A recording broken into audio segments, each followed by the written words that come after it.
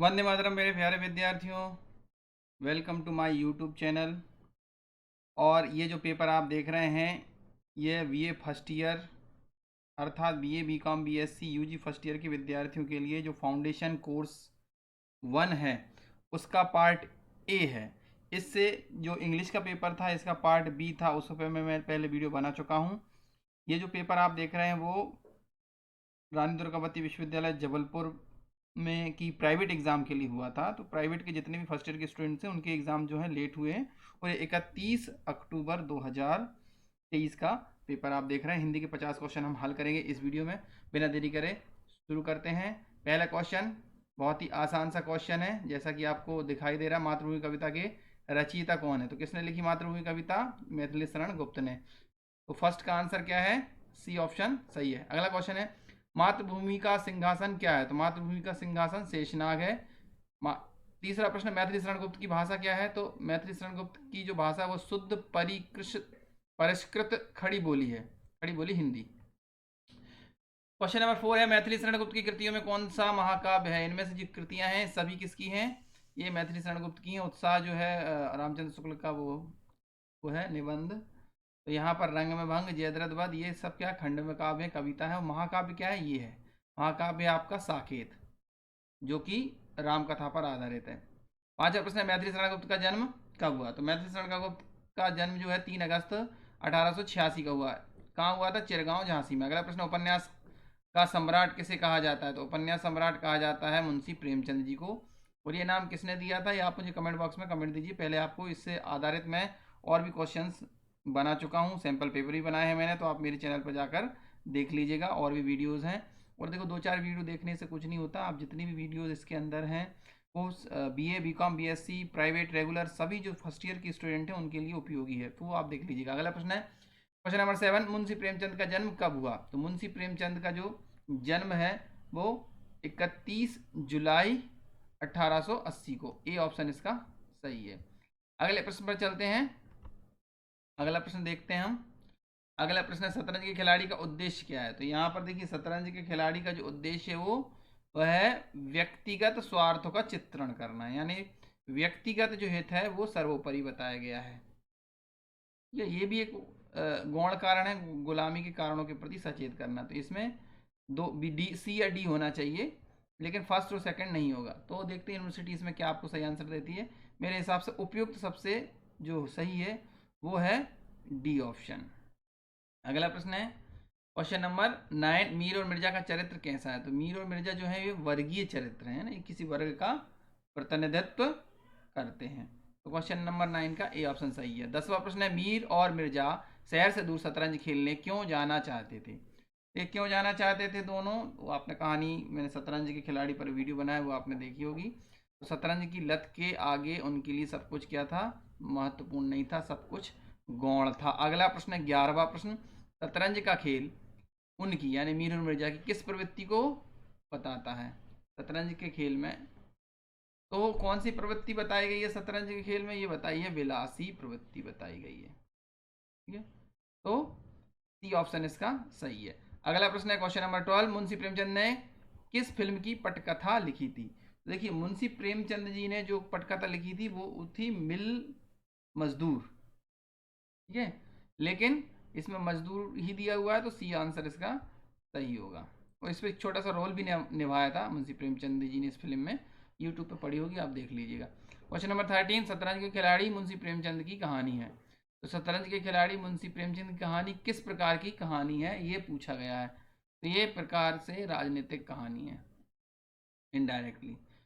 Jeep पर सवारी लिए व्यंग्य पाठ के लेखक आसान प्रश्न है शरद जोशी जी हैं। किसने क्यों किस किसान को, ये किसान नहीं होना चाहिए किसान होना चाहिए, किसान को क्या जीप में रखने को कहा गया? तो पता है चने का ढेर, तो ये हरे चने का ढेर रखने के लिए कहा था ना, सूखा चना नहीं बोला। तो बोले हरे हरे इनमें से निकालो और सांप की गाड़ी में रख दो। 16वां प्रश्न शरद जी की मुख्य लेखन शैली क्या है? तो शरद जी की जो मुख्य लेखन शैली है वो हास्य व्यंग्य प्रधान है। 17वां प्रश्न शरद जोशी को भारत सरकार ने 1990 में कौन सा पुरस्कार प्रदान किया? तो पद्मश्री प्रदान किया था। 17 का ए ऑप्शन सही है। 18वां प्रश्न है, तुलसीदास ने कौन सा ग्रंथ लिखा? आसान प्रश्न है लेकिन इसमें गलत मत कर दें। रामायण नहीं है, ये रामचरितमानस है। रामायण वाल्मीकि जी ने लिखी है, ये महाभारत व्यास ने लिखी। कृत्तिवास रामायण किसने लिखी है? वो कई बार पूछा गया है प्रश्न भी। पौमचरो किसकी रचना है? अभी मेरे पुराने वीडियो अगर आप देखेंगे तो ये प्रश्न उसमें आया हुआ है, तो अगर आपने देखा होगा तो आंसर सही है। पयमचरो जो है स्वयंभू की रचना है। पौमचरो राम कथा है और ये अपभ्रंश में है, इसलिए जो स्वयंभू हैं उनको अपभ्रंश का वाल्मीकि भी कहा जाता है। 20वां प्रश्न है, राम शब्द की व्युत्पत्ति किससे हुई है? तो 20वें प्रश्न का सही आंसर क्या है? रम धातु में ङ प्रत्यय लगने से राम बना है। 21वां प्रश्न देखते हैं, बुद्धि द्वारा पूर्ण रूप से निश्चित की हुई व्यापार परंपरा का नाम ही प्रयत्न है। डी आंसर सही होगा 21 का। 22वां प्रश्न देखते हैं, इनमें से उत्साह का प्रकार कौन सा नहीं है? तो जो उत्साह है, आचार्य रामचंद्र शुक्ल जी ने आपके सिलेबस में जो पाठ रखा गया है उत्साह, उसमें दानवीर, युद्धवीर और कहीं बुद्धिवीर की भी चर्चा की है, पर धनवीर की चर्चा नहीं की है ना, धनवीरता की चर्चा नहीं की है उन्होंने। डी ऑप्शन सही है 22 का। 23 है, उत्साह निबंध के लेखक कौन है? ये आसान प्रश्न अभी अभी मैंने बताया है, आचार्य रामचंद्र शुक्ल ने उत्साह निबंध लिखा है। हिंदी साहित्य का इतिहास किस प्रकार का ग्रंथ है? हिंदी साहित्य का इतिहास जो ग्रंथ है वो आचार्य रामचंद्र शुक्ल जी ने लिखा है और यह एक आलोचनात्मक कृति है, इसलिए ऑप्शन सी सही है 24 का। 25वां क्वेश्चन है, 25वां प्रश्न, आचार्य रामचंद्र शुक्ल का जन्म स्थान क्या है? तो ये बस्ती जिले के अगोना नामक गांव में उनका जन्म हुआ था, याद रखिएगा, अगोना, आचार्य रामचंद्र शुक्ल। 26वां प्रश्न, कौन सी रचना दिनकर जी की नहीं है? तो नहीं है बताना, तो साकेत अपन अभी हमने सॉल्व किया था प्रश्न इसके पहले, तो साकेत जो है मैथिली शरण गुप्त की है, तो मैथिली शरण गुप्त की अगर रचना साकेत है तो वो दिनकर जी की नहीं होगी। बाकी होमकार, कुरुक्षेत्र और रश्मि रथी ये सभी प्रसिद्ध रचनाएं रामधारी सिंह दिनकर जी की हैं। साहित्य अकादमी पुरस्कार मिला है रश्मि रथी को और उर्वशी को ज्ञानपीठ पुरस्कार मिला हुआ है। 27वां प्रश्न, रचना को अपने काल में, किस रचना को अपने काल में विश्व की 100 श्रेष्ठ रचनाओं में स्थान प्राप्त हुआ? तो 27वां प्रश्न जो है ये रश्मि रथी, इसका सही आंसर है। संसार की 100 श्रेष्ठ रचनाओं में रश्मि रथी को शामिल किया गया है। 28वां प्रश्न, भारतवर्ष के नक्शे को ध्यान से देखने पर यह साफ दिखाई पड़ता है कि इस प्राकृतिक भूभाग को 3 भागों में बांटा है। ये रामधारी सिंह दिनकर का जो आपका पाठ है आपके सिलेबस में भारत एक है उससे लिया गया है। 29वां प्रश्न है, पहाड़ और रेगिस्तान में बसने वाले लोग हमेशा आजाद तबीयत के होते हैं, ठीक है, ये ऑप्शन सही है। 30वां प्रश्न, पहले पहल किस ऋषि ने विंध्याचल क्षेत्र को पार करके दक्षिण को लोगों को अपना संदेश सुनाया था? तो यहाँ पर जो पाठ है उसी में दिया हुआ है, उस पाठ के आधार पे ये सी ऑप्शन सही है, ऋषि अगस्त्य ने ऐसा कार्य किया था। 31वां प्रश्न है, आदि शंकराचार्य के जन्म किस राज्य में हुआ? ये पुराने वीडियो में आपने देखा होगा तो मैंने बताया हुआ है ना, केरला राज्य है। ये आसान प्रश्न है आपके लिए, ये प्रश्न भी पूछा गया है। लोकायत दर्शन किससे संबंधित है? तो चारवाक से संबंधित है लोकायत। तो 32वां प्रश्न जो है यहाँ पर देखिए, ये चारवाक भी हो सकता है और गौतम का तो न्याय दर्शन है। लोकायत दर्शन, बौद्ध को भी लोकायत दर्शन कहते हैं, क्योंकि देखिए लोकायत दर्शन उसको कहते हैं जो पुनर्जन्म में विश्वास नहीं करता, या कहना चाहिए जो वेदों में विश्वास नहीं करता। तो ये दोनों ही ऐसे हैं, ठीक है। तो ये या सी में से जो आंसर हो आप देख लीजिएगा, यूनिवर्सिटी क्या इसका उत्तर देती है। 33वां प्रश्न, आदि शंकराचार्य ने किस उम्र में संन्यास लिया था? 8 वर्ष की उम्र में, बहुत प्रसिद्ध क्वेश्चन है। आदि शंकराचार्य ने कनक धारा स्रोत नाम से किसकी रचना की थी? तो अभी जो अप्रैल में पेपर हुए तो उसमें प्रश्न पूछा गया था और मैंने इसका उत्तर भी आपको बताया था। तो ये नर्मदा नदी, ओमकालेश्वर मध्य प्रदेश में, वहाँ पर शंकराचार्य जी गुरु की तलाश में आए थे, यहाँ पर उन्होंने यहाँ पर तपस्या भी की थी। तो याद रखिए वहाँ उन्होंने कनक धारा स्रोत नर्मदा जी की स्तुति के लिए लिखा था। 35वां प्रश्न, शंकराचार्य ने किस मठ में ऋग्वेद के अध्यापन का विधान किया था? जो 4 मठ हैं, चारों मठों में अलग अलग वेद जो है उनका पाठ किया जाता है। तो जो ऋग्वेद पाठ किया जाता है वो गोवर्धन पीठ में किया जाता है।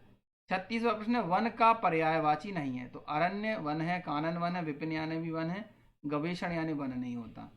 ठीक है। 36वें प्रश्न के बाद आता है 37वां प्रश्न, लतिका का पर्याय। तो लतिका का पर्याय क्या है? लतिका कहते हैं वल्ली को। ठीक है। तरणी यानी होता है नाव, ये वाला तरणी। तटनी यानी नदी। वनप्रिय यानी होता है मोर। ठीक है। तो सही ऑप्शन क्या है? ए ऑप्शन सही है आपका। ओके। अगला प्रश्न देखिए। देखिए ये प्रश्न आया है, विलोम शब्द आया है 38। जंगम का विलोम क्या है? ये जो आपके एग्जाम होते हैं, कॉम्पिटेटिव एग्जाम में जरूर पूछा जाता है। जंगम का क्या है?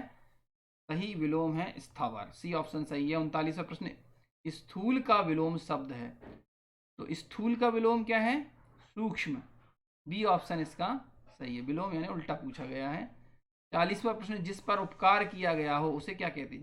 जिस पर उपकार कहते हैं उसको कहते हैं उपकृत।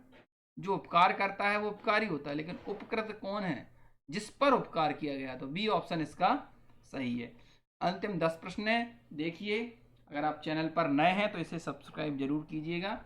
हाँ, ये आप वीडियो दूसरों अपने साथियों को शेयर कीजिएगा। बार बार अभ्यास करने से आपके जो नंबर हैं ज़्यादा आने के चांस होते हैं। सॉरी। 41वां प्रश्न, स्वर संधि कितने प्रकार की होती है? तो मैंने संधि पे जो वीडियो बनाया है वो अगर आपने देखा होगा तो ये प्रश्न आसान होगा। संधि 3 प्रकार की होती है और स्वर संधि 5 प्रकार की होती है। 41 का सी ऑप्शन सही है इसका। 5 प्रकार की होती है, दीर्घ संधि, यण संधि, वृद्धि संधि इत्यादि।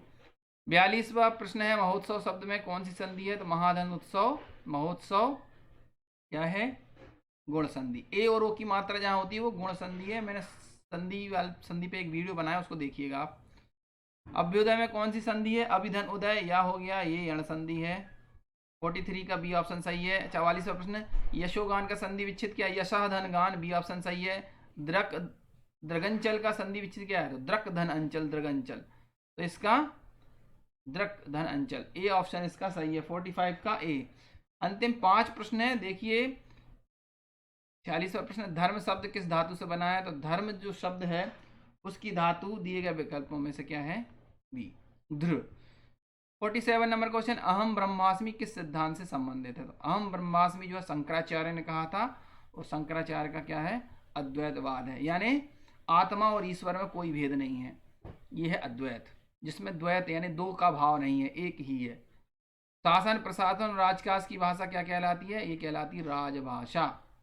बी ऑप्शन इसका सही है। Question number 48। अंतिम 2 प्रश्न है, अनुसंधान की प्रक्रिया में अवधारणा परिवर्तनशील होती है। पिछले यानी जो अभी अप्रैल मई में जो एग्जाम हुए थे, बरकतुल्लाह विश्वविद्यालय, जबलपुर विश्वविद्यालय, यहाँ पर कई बार पूछा गया है प्रश्न है।